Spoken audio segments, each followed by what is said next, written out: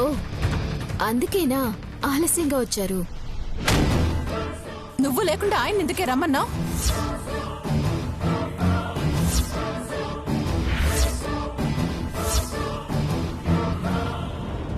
పూజలో సంపద లేదా?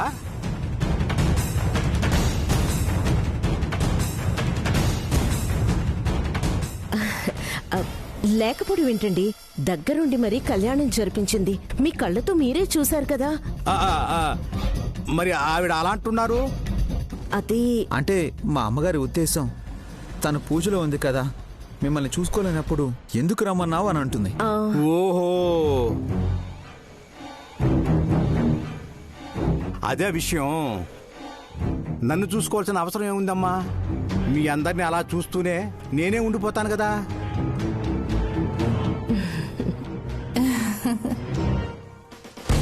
సర్లేండి, ఈసారి శ్రీరామనవమికి తప్పకుండా పిలుస్తాం. అంటే అప్పటిదాకా ఈ కేసు వైనం కాదంటారేంటి?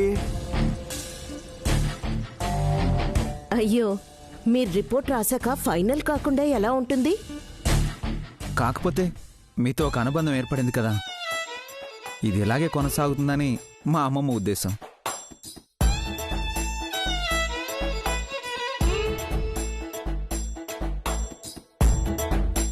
కోర్టు మనిషిని మీ సొంత మనిషిగా చూస్తున్నారమ్మా? నువ్వేమిటయ్యా ప్రతిదానికి ఆడపిల్ల ఏడ్చినట్టు ఏడుస్తావు? రాయి లాంటి నన్ను ప్రేమాభిమానాలు కరిగించేశాయమ్మా. అందుకే మీలో ఎవరు ఏం మాట్లాడినా ఏడుపు వచ్చేస్తుంది.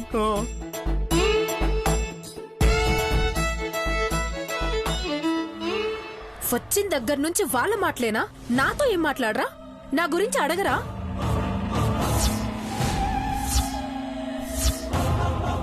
అడగడానికి ఏముందమ్మా? కంటికి కనిపిస్తుంది కదా. అయినా అడిగానంటే వీళ్ళ ప్రేమని అవమానించినట్టు అవుతుంది. ఆ పాపం నేను చేయలేనమ్మా, నా వల్ల కాదు.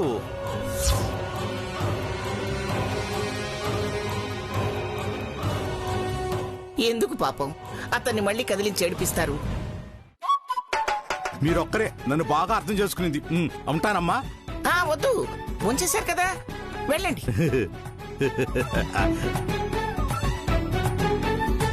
పెద్ద టెన్షన్ తప్పిపోయింది ఆఫీసర్.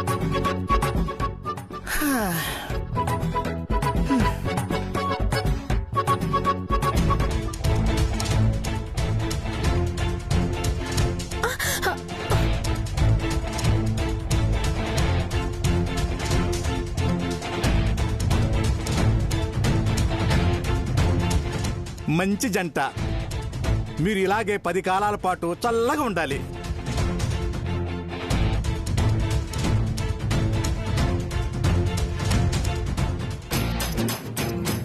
ఇక చాలు, రా పక్కకి. చక్కగా ఉన్నారు.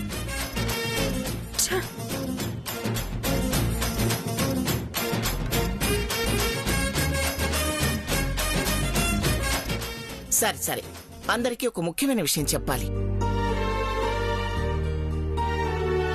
స్వామివారి కళ్యాణం జరిపించిన ఇంట్లో నిద్రపోకూడదు. అందుకే రాత్రికి జాగారం చేయడానికి హరికథ కాలక్షేపం ఏర్పాటు చేశాను. రాత్రికి అందరూ 6 బయటే ఉండాలి.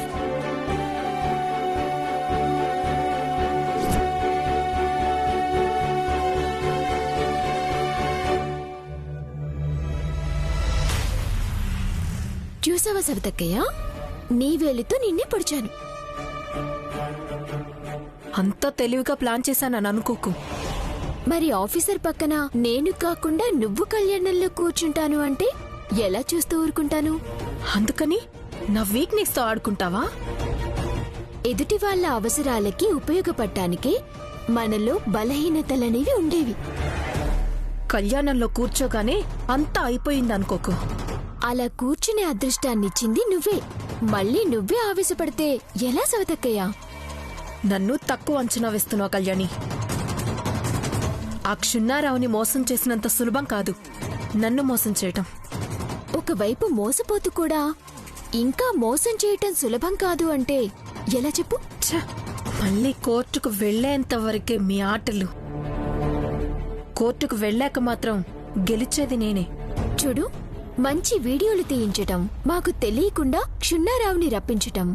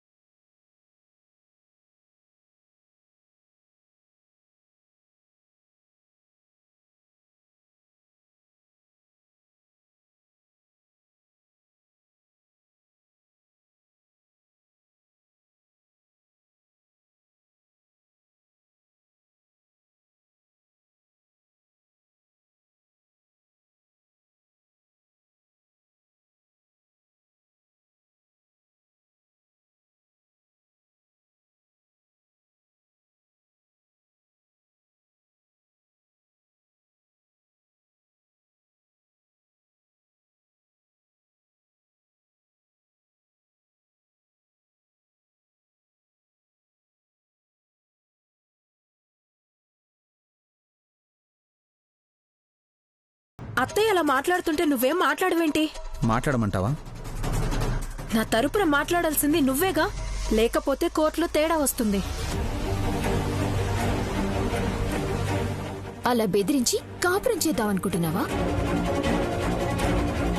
చూడు సంపద, కోర్టు ఆర్డర్తో నువ్వు ఇంట్లో ఉండగలవు, కానీ నా గుండెల్లో మాత్రం ఎప్పటికీ కళ్యాణియే ఉంటుంది.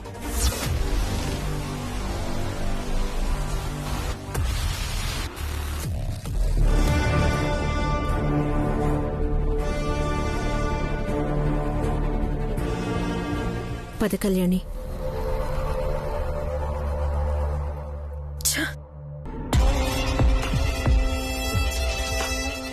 ఇప్పటికైనా అర్థమైందా దమయంతి?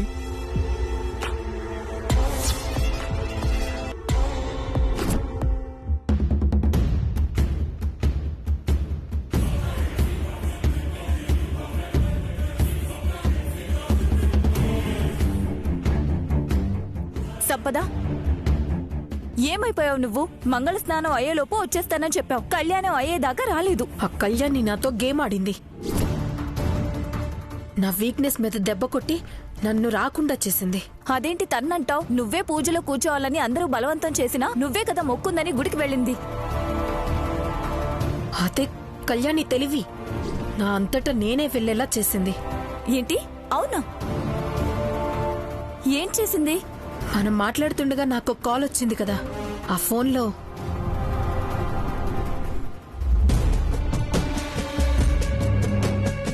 అసలు ఎంతకాలం ఈ ఇండస్ట్రీ మిమ్మల్ని ఎలా మిస్ అయిందో నాకు అస్సలు అర్థం కావట్లేదు. అదంతా కాదు, బాలీవుడ్ భామలందరినీ మిక్సీలో వేసి మిక్స్ చేసి బయటికి తీస్తే మీరు ఎవరేంటి మ్యామ్? హీరో విక్రమ్, ఈ పక్కన హీరో ఆయనే. అమ్మ కళ్యాణి భలే దెబ్బ కొట్టిందిగా. అయినా సినిమా హీరోయిన్ అనగానే అలా రెక్కలు ఎగరేసుకుంటూ వెళ్ళిపోవడమేనా? సినిమా అవకాశాలు అనుకోకుండా అలాగే వస్తాయి, అందుకే వెళ్ళిపోయాను. నీ పాటికి నువ్వు వెళ్ళిపోయావు. ఇక్కడేమో అందరూ ఆనందంగా కళ్యాణం జరిపించేశారు. నువ్వెట్టెళ్ళిపోయావో ఏమైపోయావో అర్థమే కాలేదు. ఫోన్ చేస్తేనేమో ఫోన్ కలవదు. ఆ సంపద ఏమైందంటూ సిద్ధుగాడు కూడా నాకే ఫోన్ చేశాడు. చెప్పానుగా ఫోన్ ఛార్జింగ్ అయిపోయిందని. అప్పుడు మాకు ఆ సంగతి తెలియదు కదా. ఏదో ప్లాన్ అన్నావు, అక్కడేమో వాళ్ళు వెయిటింగ్, ఇక్కడేమో నువ్వు లేవు. ప్లాన్కి వచ్చిన ఇబ్బంది ఏం లేదు. ఆ పెద్దాం చెప్పింది కదా హరికథ కాలక్షేపం ఉందని. సరే సరే, నువ్వు ముందు సిద్ధుకి ఫోన్ చేయి, రాగానే ఫోన్ చేయించమని చెప్పాడు.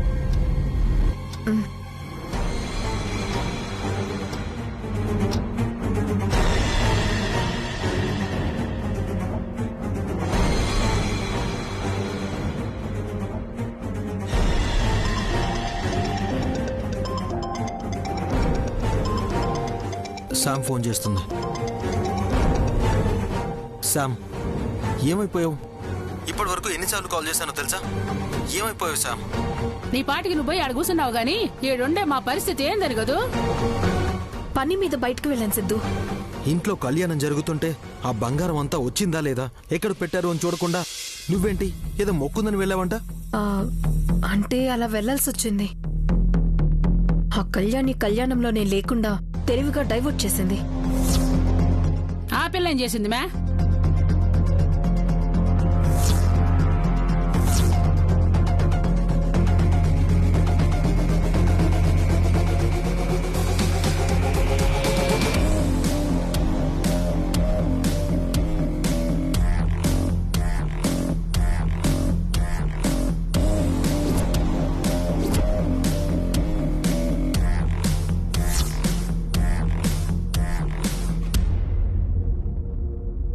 బాగుందమ్మే, నువ్వేదో చెప్తావు, మేమేదో చెయ్యాలని ఎప్పటికీ అప్పలు కాస్తా ఉంటే సినిమాలో హీరోయిన్ అవుదామని పోయినా.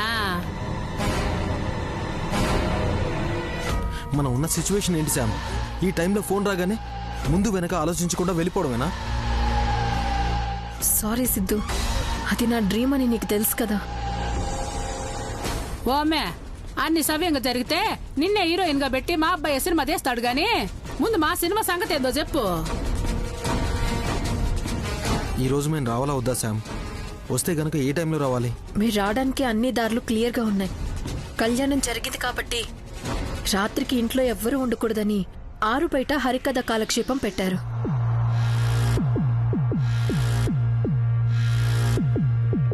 అంటే ఇంట్లో ఎవ్వరూ ఉండరు, అందరూ బయటే ఉంటారు కాబట్టి మీరు ఇంట్లో దూరి ఆ బంగారం అంతా తీసుకుని పోవచ్చు. మొత్తానికి మాకింట్లో అడ్డం లేకుండా చేశారన్నమాట. అవును శామ్, బంగారం అంతా బయటే ఉంది కదా? అంతా దేవుడు ఒంటి మీదే ఉంది, మన కోసమే అన్నట్లు వెయిట్ చేస్తుంది. మీరు రావడమే ఆలస్యం సిద్ధు. అయితే రాత్రికి హరికథ స్టార్ట్ అయ్యే టైంకి మేము అక్కడికి వచ్చేస్తాం.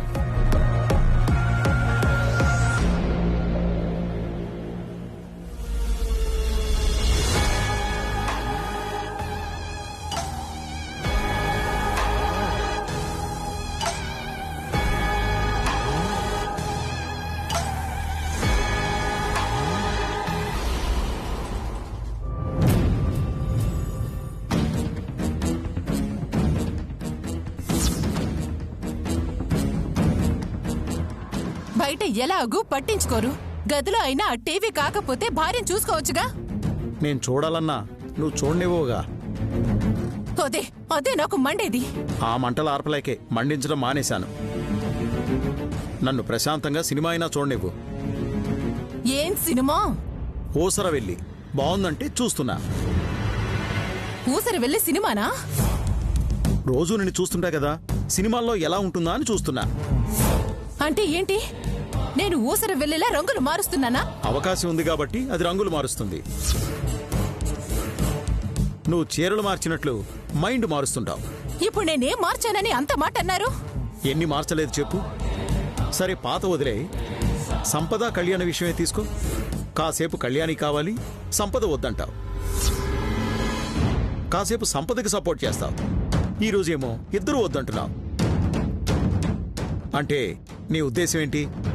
శౌర్యకి 3వ పెళ్లి చేద్దామనా? ఆ సంపద నన్ను కోర్టులో దోషిలా నిలబెట్టింది.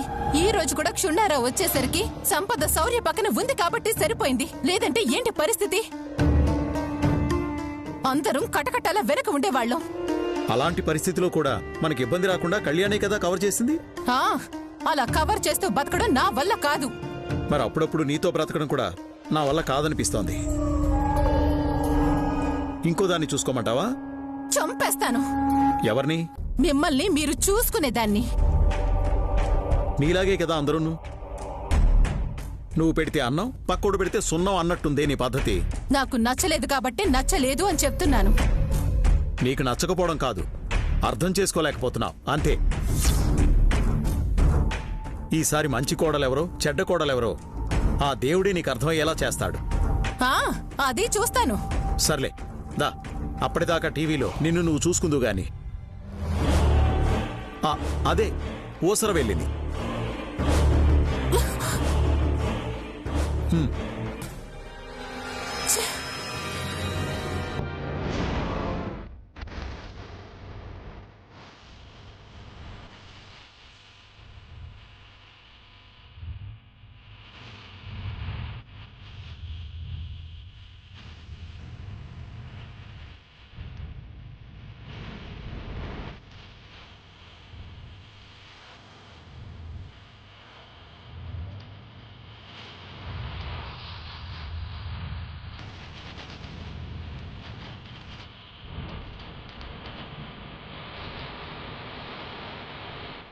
సంపద, సిద్ధు అమ్మ వస్తారు కదా.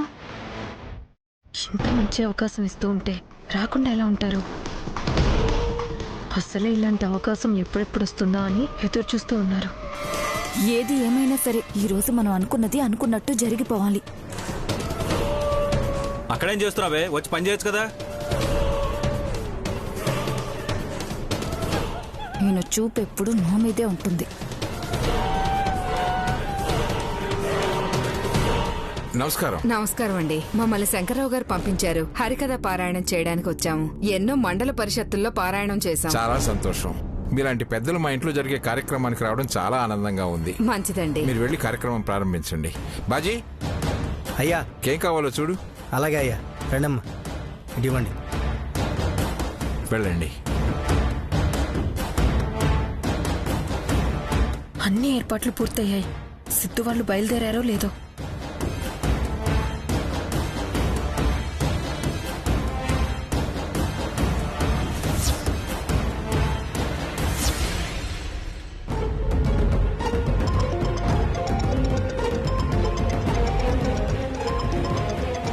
చెప్పు శామ్.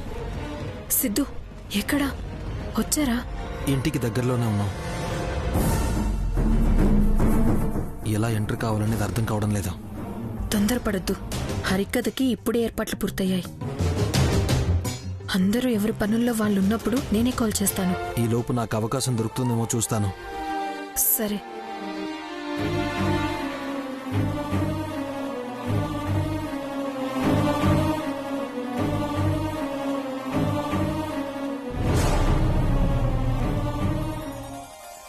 నమస్కారం. నమస్కారం. రండి రండి, కూర్చోండి. రండి కూర్చోండి.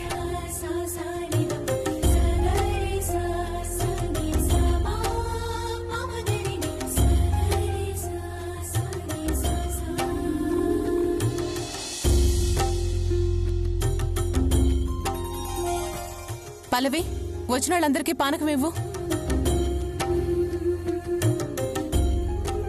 అందరూ వచ్చినట్టే, ఇక కార్యక్రమం ప్రారంభించండి. అలాగే అండి.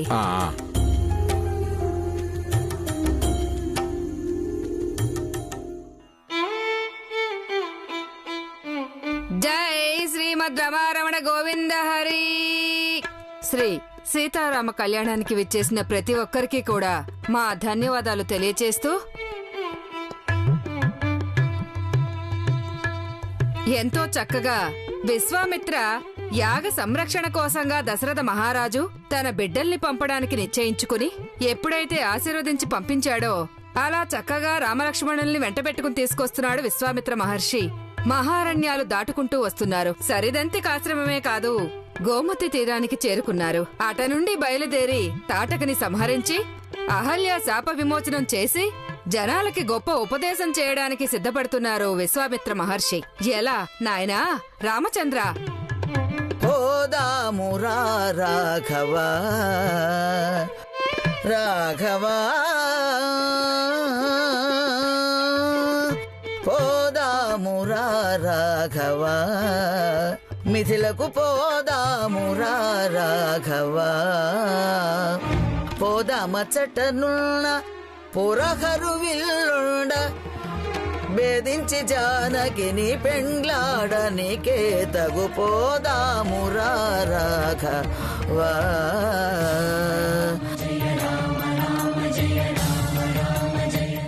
రాఘవా